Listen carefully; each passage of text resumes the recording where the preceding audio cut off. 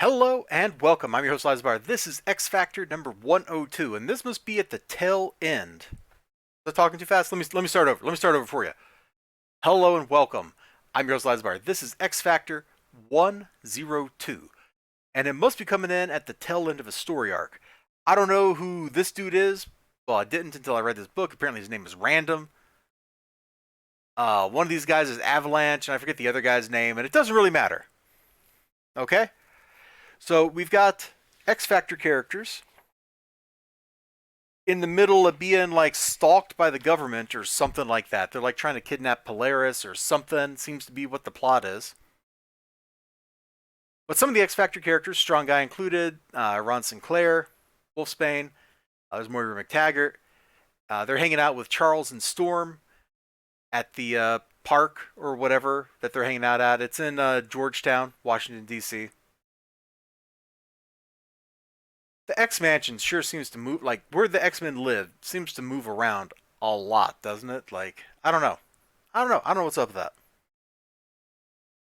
that. So she like called a little rainstorm. Charles is like, I think we needed that. Everybody else is having a great time.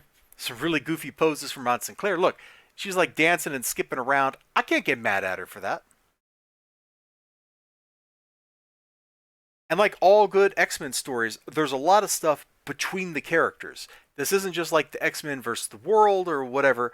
It's the X-Men interacting with each other as they meet challenges from outside. And I realize this is X Factor, a different X team than the X-Men.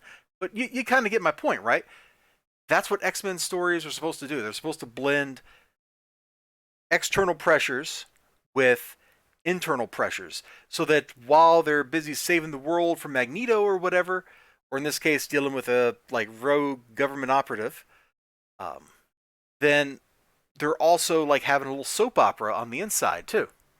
It's a very effective mix. Chris Claremont absolutely like mastered that stuff.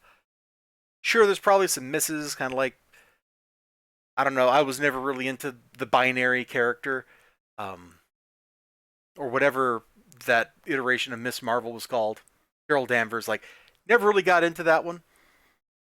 But I digress. I digress. Also, Storm looks so good right here. Like this is majestic in like very stark contrast to this the very goofy Ron Sinclair on the other side, and Guido's being pretty silly too. They're having a good day. They're having a good day, and it sounds like they needed a good day because Madrox had just died and all kinds of stuff. So I just flipped right over to the middle of the book because this is right in the middle of the action. So Forge and her were like interrogating this dude who's named Random, who's some kind of bounty hunter, and this government agent over here is here to like try to stop them. He wants to kidnap her or something like that, so he gets his like two goons to come do his dirty work. And over the next several pages, we get a really good fight scene.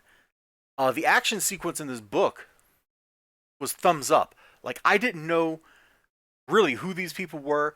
I didn't really have an idea of what the stakes were. You know what I'm saying? Like I kind of went into this blind. I went into this cold. I didn't know what was going to be up, and I still had myself one darn good time. Man, just let's flip back over here. Just look at her face. Look at the way her eyes are rendered right there. It looks really good. Her hair right there is just amazing. In fact, her hair is amazing every time it shows up. Like it's just so lovingly and well rendered. It's thumbs up material. His blast in and stuff is awesome. Forge like get into a fist fight with the CIA guy is really cool. And they go on like this for a while, and they just have a great fight sequence, and it all kind of builds up to Polaris here. Let me. Again, I'm not really sure what's going on in this at this point in this story arc, but she just delivers like this great monologue as she's taking this guy down. I've had my mind violated, my body possessed. I've been used and abused with the best of them, and I keep coming back. Uh-oh. Now what chance do you think a pathetic nobody like you has of beating me?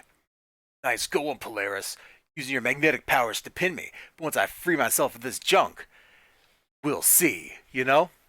Then some other stuff happens. We get a little bit of a twist at the end, and then there's like an immediate setup for the next book with another twist at the end. Because of course you got to keep twisting and twisting and twisting. That way people get hooked. That's part of what the whole like it's got to be like a soap opera kind of thing is for an X-Men book. Is you got to have that little twist. You got to have that little hook. You get in there. You pull the reader in for the next issue. And this kind of makes me want to go read the next issue, which I don't think I own. I don't think I own 103. I own like a lot of early X Factor issues, and I own random issues through the rest of the run. So I'm kind of out of luck until I find it. And I probably will find it one day. And hopefully, just like this book, it'll be for free out of the dollar bin.